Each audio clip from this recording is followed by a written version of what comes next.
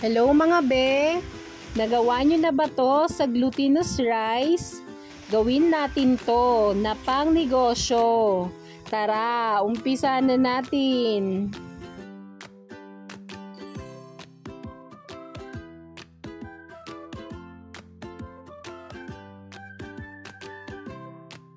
Ang una muna natin gagawin ay magsasayang tayo ng 1 kilo ng malagkit na bigas.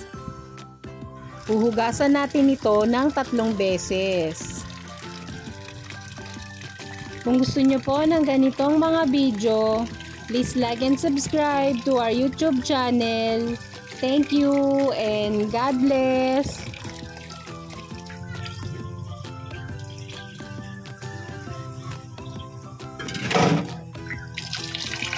Ang pagsasaing po nito ay parang regular lang na bigas. Naglagay po tayo ng pandan leaves. Optional lang po naman ito.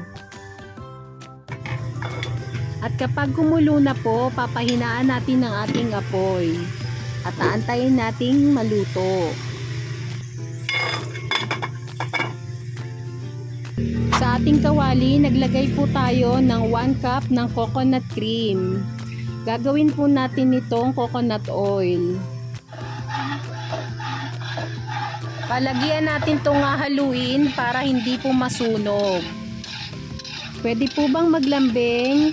Paki-comment naman po kung saan ang inyong location para malaman ko po kung saan umaabot ang ating mga videos. Maraming salamat! At kapag ganito na po, maaari na nating patayin ang ating apoy.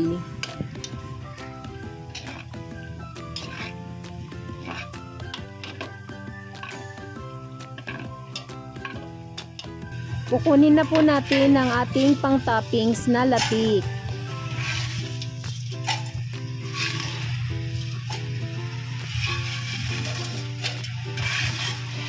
At isi-set aside. Magluluto naman tayo ng minatamis na latik. Maglalagay lang tayo ng konting corn syrup. 330 grams ng wash sugar. 1/2 tablespoon ng rock salt, pang balance ng tamis. At hahaluin lang natin ito. Pwede po bang maglambing? Paki-like naman po ng aming page. Maraming salamat! So kapag malapot na po, yan, maaari na natin ilagay ang ating sinaing na malagkit. Papahinaan lang natin yung ating apoy. Meron na po tayong nagawang 1 kilo recipe ng biko at 2 kilos ng biko recipe. Paki-check na lang po sa description box. Maraming salamat!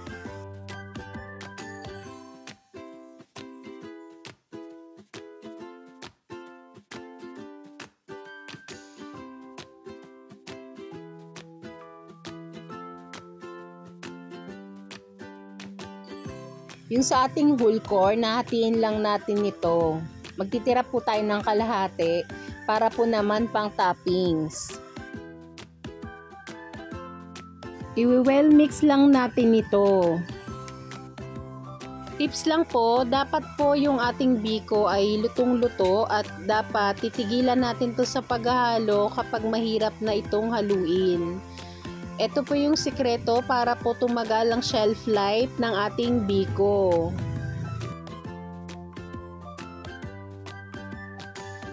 Gumamit po tayo ng bilao, size 14 inches. Tapos naglagay lang tayo ng malinis na dahon ng saging at coconut oil. I-spread lang natin ito.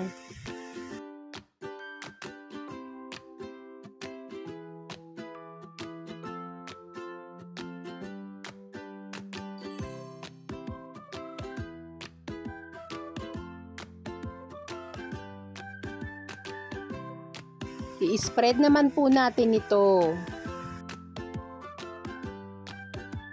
I-slice naman po natin.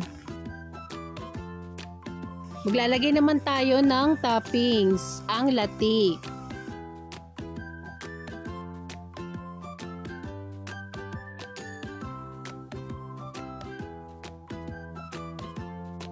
At ang next naman ay ang ating whole corn.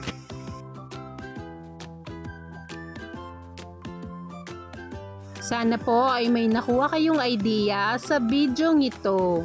Please like and subscribe to our YouTube channel. Thank you and God bless. Thank you for watching.